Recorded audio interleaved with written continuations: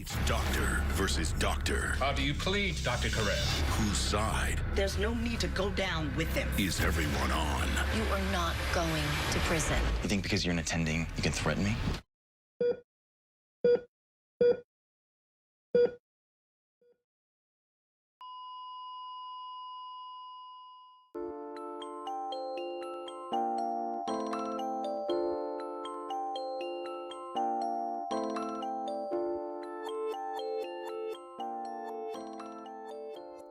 Hi everyone, and welcome back to another episode of Grey's Anatomy Diagnosis. My name is Shannon, and on this video I will be diagnosing season 13 episode 2 of my all-time favorite show, Grey's Anatomy.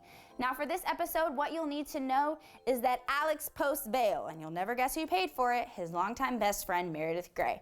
Now all you need to know is that he's back in the hospital and he's trying to get back into the groove of things. However, he is not focused at all, which inevitably leads him to failure, which I will talk about later in this episode. Now what you need to know is that Jo, throughout this entire episode, is being a baby, and quite frankly, it is making me super mad as a Grey's Anatomy fan. I just wish that she would just get over herself and realize that this is just a big mistake on her part and that she needs to apologize, but that's besides the point. So what we need to go over now is that Amelia, Meredith's sister-in-law, is actually trying to fix everything by having this dinner party, and what she does is she invites Jo over, but she also invites Maggie over. Why?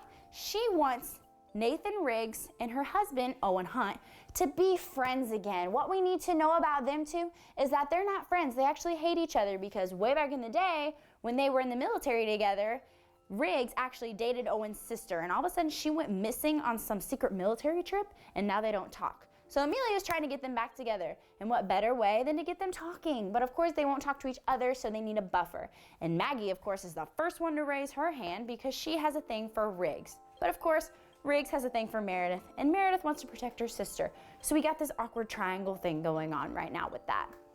So what we also need to know is at this dinner party, because Meredith is there, she invites Alex. And of course, Alex and Jo run into each other. And this is, again, a part that just ticks me off, because Jo is like, this is your fault, this is your fault, this is your fault.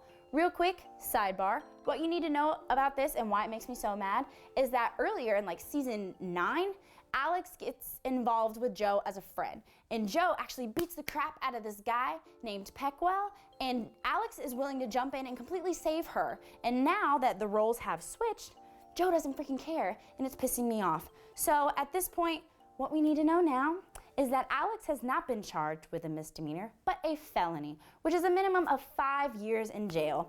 So at this point, it's really imperative because he pleads not guilty, and we're gonna see where this goes in the future. So moving on, like I said in the beginning of the video, Alex is not focused at all, which puts a child in danger. The chief of surgery, Meredith Bailey, has to step in, and now he's forced to work in the free clinic, which is where no action takes place at all. So we're seeing some things unravel here with the situation. Hopefully things will get better. I'm not sure. But if you have any questions at all, give this video a big thumbs up, and I'll see you next time on Grey's Anatomy Diagnosis when I diagnose season 13, episode 3. See you next time. Bye.